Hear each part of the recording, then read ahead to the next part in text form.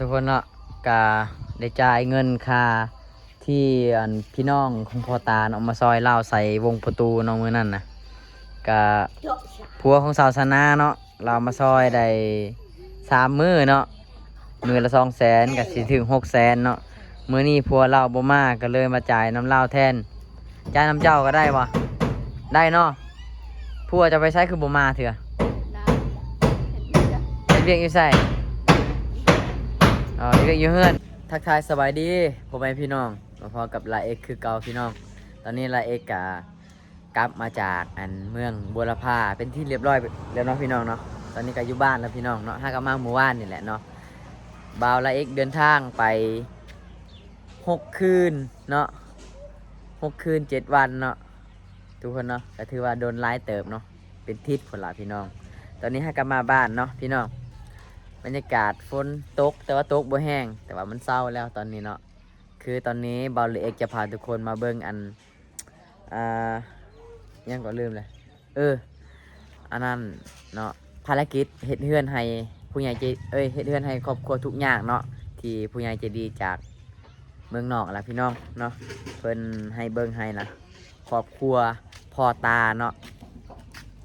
ครอบครัวพ่อตาทุกคนแต่ว่าบ่ฮู้ตอนนี้ว่าเพิ่นเฮ็ดฮอดไซแล้วพี่น้องเดี๋ยวมื้อนี้ละเอ็กจะพาพี่น้องมาเบิ่งนำกันเนาะว่าเพิ่นใส่แป้นหรือว่าเพิ่นแอมเฮือนเพิ่นน่ะฮอดใส่แล้วทุกคนเดี๋ยวเฮาไปเบิ่งนำกันเนาะนี่ทุกคนเนาะโอ้ฝนหากะเสาตกเมื่อกี้นี่เนาะสิไปหาเขาเจ้าเบิ่งเขาเจ้าอยู่เฮือนบ่จักเนาะ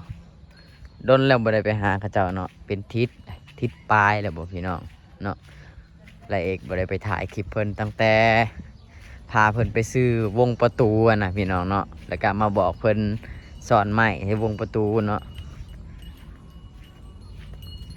เด้อคือเงียบเงาแท้สงสัยน่าจะบ่มีคนอยู่บ่จักนี่เนาะ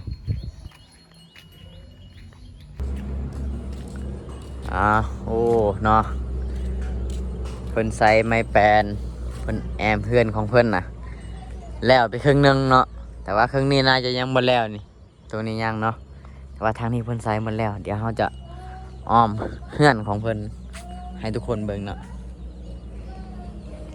โอ้คักเนาะเราใส่ดีอยู่งามเลยนี่เด้อ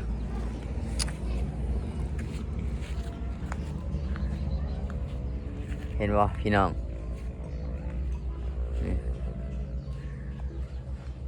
โอ้ทางล่างนี่ก็แล้วเนาะทางล่างนี่ถือว่าแล้วเลยโอ้เหือนใหญ่เลยเว้ยพ่อได้ใส่ไม้แป้นหรือว่าเพิ่นอ้อมแป้นแล้วเนาะโคตรลังใหญ่เลยทุกคนเนาะเหือน7x9โอ้ใหญ่เหือนลังใหญ่เติบเด้อยินดีนำเพิ่นเนาะที่ผู้ใหญ่ใจดีรู้ตนสงสารทุกคนเนาะ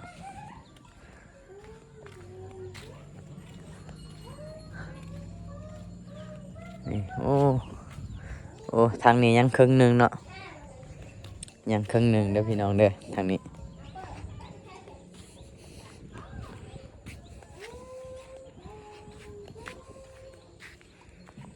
มาทักทายแม่บ้านนำกันเนาะสบายดี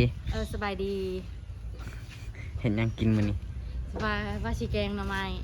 ใส่หน่อไม้พาไปเบิ่งแหน่พุ่นอยู่ห้องครัวไปเบิ่ง บ่ได้ถ่ายคลิปซาวตีเนาะมาเบิ่งซาวตีแต่งกินเนาะมาแต่เฮือนพ่อตาเนาะแต่ว่าเขาเจ้าบ่อยู่เฮือนเนาะก็เบิ่งแล้วเนาะมองที่เราเห็นเฮือนนะก็ถือเราใส่แป้นไปครึ่งนึงแล้วเป็นอะไรกินนะแกงหน่อไม้กินแกงหน่อไม้อีกเด้อเนาะแห้งเจ็บกระเพาะนี่กินแต่หน่อไม้น้ำได้สองมีน้ำกินมีน้ำกินวะ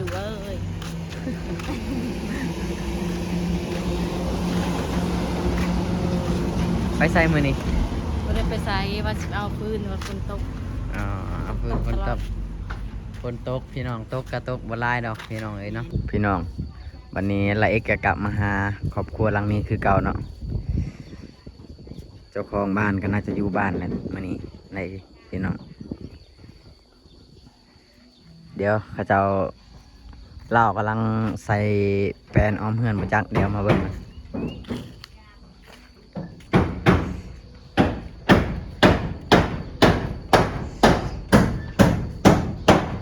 พูดเอาเห็ดกินยังสบายดีเห็ดหยังกิน แกงนี้ แล้วลวกมีกินพอตาไปใส่กลัวจะไปใส่อยู่เฮือนเนาะจ่ายแล้วโดนแล้วบ่ได้มาหาครอบครัวหลังนี้เนาะเดี๋ยวจะพาทุกคนมาเบิ่งกันนี่ทุกคนเราเฮ็ดอยู่ทางในบ่อยู่ทางพุ่น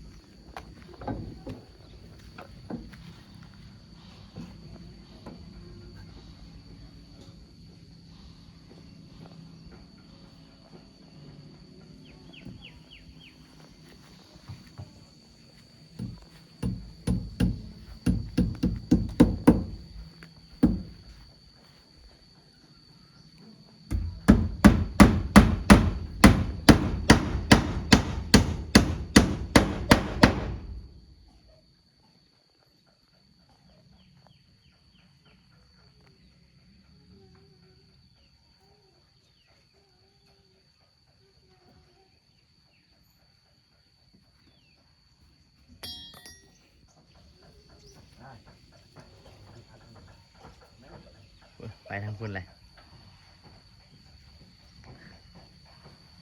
นี่เนาะเราใส่ซองบอล1 2 3ยังได้ตัวนี้นะเพราะว่าตัวนี้นะเราใส่ตำลังมองเราเหยียบเราขึ้นมาต่ออยู่ทั้งเทิงจังได้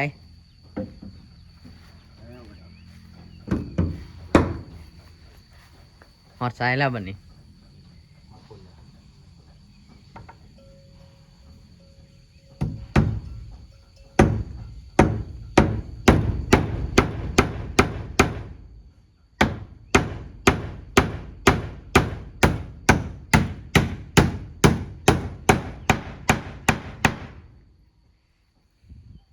ตอกจังซีเลยเนาะก็โอเคอยู่รายการอยู่เนาะเพราะว่าไอแปนมันนาอยู่เนาะ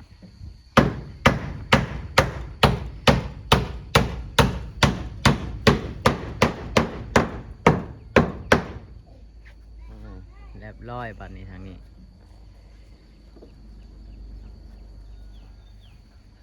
ยังไดมอนนี่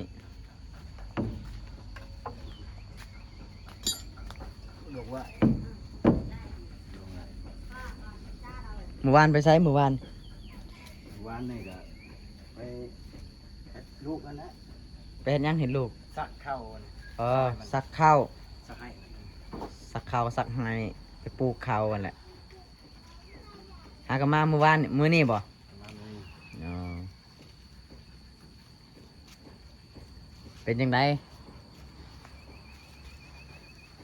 อันยังเนี่ยมันเป็นยังไงเป็นยังไงในช่วงนี้โอเคบ่ เพเลย พวกไม่แปลนพ่อมาแปลน ยังแต่ชิปแพทย์นั่นแหละว่าได้เรือได้ใช้อยู่ 10 แผ่นพ่อบ่10 แผ่น10 แผ่นน่ะ จักและเจ้าขอเจ้าว่าพอแล้ว กะบ่ได้ ยังชิปนี่แหละ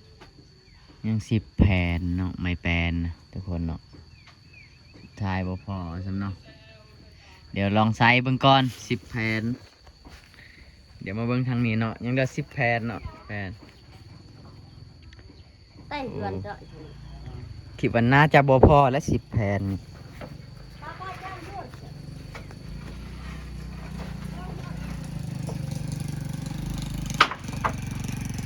แผ่น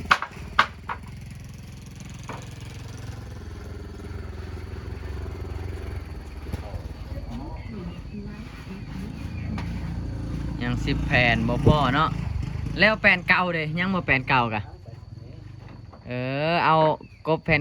นเก่ากันก็ได้ดีกว่าทิมละล่าวันนี้ ประมาณ10แผ่นซื่อๆเนาะพี่น้องเนาะที่บ่พอเนาะดิเอ้ยบ่แม่นบ่พอ10แผ่นเนาะแป้นน่ะยังเหลือ10แผ่นเนาะแต่ว่าใส่ยังครั้งนี้กับครั้งนั้นเนาะคิดว่าน่าจะบ่พอดอก แต่ว่ายังมีแป้นเก่าเราอยู่เนาะแป้นเก่านี่เดี๋ยวละให้เรากบเอาแป้นเก่าก็ได้แป้นเก่าก็ยังงามอยู่เพียงแต่ว่าเฮากบใหม่เนาะมันก็ดี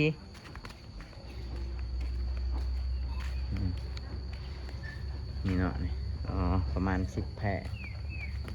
แผ่นเหลือ10แผ่นก็น่าจะบ่พอแล้วต้องได้เติมแล้วเดี๋ยวเบิ่งก่อนว่าบ่พอมองใดเดี๋ยวเฮาก็จะแจ้งให้ผู้ใหญ่เพิ่นฮู้เนาะ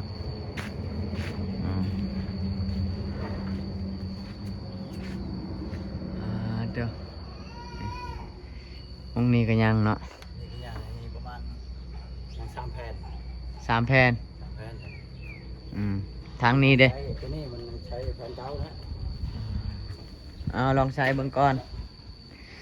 ยัง10แผ่นก็น่าจะได้ประมาณอีกครึ่งหนึงอีกแหละนี่ มันแล้ว แผ่นเก่าก็ยังอยู่เนาะให้เรากบใส่เนาะแผ่นเก่าก็ใส่โลด แผ่นเก่าดีครบเลย ลองใส่เบิ่งก่อนกันมันบ่พอใส่ทั้งหมดแผ่นเก่าก็ใส่แผ่นใหม่ก็ใส่ถ้ามันบ่พอแล้วจังว่ากันใหม่เป็นยังไงทางครอบครัวช่วงนี้ขาดยังแน่มันนี่โอเคอยู่ดิ โอเค ลูกเคยจะมาเมื่อใด ลูกเคยบ่ได้มา จะเอาเงินให้เราแล้วบ่ได้มาบ่ ไม่มีอันมาแล้ว เอาให้น้ำเมียเราก็ได้บ่ ได้ โอเคจ้ะจะเอาให้น้ำเมียเราตะปอกตะปูเด้ โอ้ยยังประมาณยัง2โลซื่อพอเลย ซื้อตื้มอีกยัง2 โล โดยบวก โอ้ซื้อตื้มอีก2 โลทุกคนเนาะโอเคเจ้าเฮ็ดเบิ่งก่อนถ้ามันพอแล้วก็จังซื้อมาอีกปูเนาะโอ้ยังหลายอยู่ดอกเบิ่งก่อน อันนี้ตะปูฮกอันนี้ตะปูบ้าน ให้เงิน2,500ก็ซื้อนั่นนี่โอ้โห โอเคเอาเจ้าลองอันเฮ็ดเบิ่งก่อนไม่แปลนกะมันบ่พอจะค่าใดเลยมาหาเด้อมาบอกเด้อมาบอกข่าวคือกันแต่มันเนี่ยยังประมาณนั้นก็เอาอดไว้ก่อนพ่อใหญ่เพิ่นก็ยังเฮ็ดเวียกอยู่ตรงนี้ให้เพิ่นเฮ็ดเวียกเฮ็ดงาน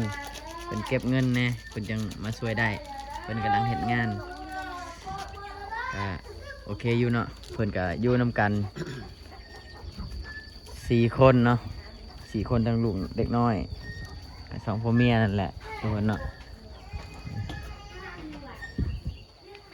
อีกบ่โดนกันแล้วเนาะนี่เนาะ อ๋อแล้วเนาะ แล้ววันนี้ยังได้ลูกติงกับ กันได้ คันไดลูกติงกับคันไดถือว่า cha đâu có nơi đâu chị là chụp mà เอารอรุ่นให้เจ้าใส่ไม้แปลนมึงก่อนเนาะโดนแล้วบ่ได้มาถ่ายครอบครัวพ่อตาเนาะโดนแล้วทุกคนเนาะบ่ได้มาถ่ายตั้งแต่ไรเดินทางเนาะก็คือเก่านั่นแหละเนาะยังเหลือแต่แปลนนั่นแหละมันยัง10 แผ่นแปลนนะสิพอหรือบ่ก็บ่ฮู้เดี๋ยวเฮาลองให้เพิ่นใส่เบิ่งก่อนมื้อนี้บ่ได้ไปใส่ติมื้อนี้เฮ็ดมื้อ นี่แหละ เฮ็ดมื้อเนาะ ให้มือเลย โอเคเอากันเล็งมือเฮ็ดก็ดีว่าเราจะได้ไปซื้อพวกอุปกรณ์อันเฮ็ดคันไดอีกมาแล้วจะเอาใส่ให้มัน เรียบร้อยตัวนี้ก่อน ใส่ให้มันหมดถ้ามันบ่พอจึงค่อยว่าทางในก็ยังอยู่ทางในโอ้ลายมองอันนี้บ่พอเนาะเอาโอเคซะ cha đâu ขอบใจเด้อโอเคแล้วจังมาว่ากันใหม่ลองใส่ให้มันเบิดก่อนถ้าเบิดแล้วมันบ่พอแล้วก็จึงมาบอกคอยเนาะโอเคทุกคนเนาะทุกคนเนาะก็ได้จ่ายเงินค่าที่อันพี่น้องของพ่อตาเนาะมาซอยเล่าใส่วงประตูเนาะมื้อนั้นน่ะก็ผัวของสาวสนาเนาะเรามาซอยได้3 มื้อเนาะมื้อละ200,000ก็สิถึง600,000เนาะมื้อนี้ผัวเราบ่มาก็เลยมาจ่ายน้ำเหล้าแทนจ่ายน้ำเจ้าก็ได้บ่ได้เนาะผัวจะไปใช้คือบ่มาเถื่อ Đây. เฮ็ดเวียกอยู่ไสเฮ็ดเวียกอยู่เฮือนทุกคนเนาะ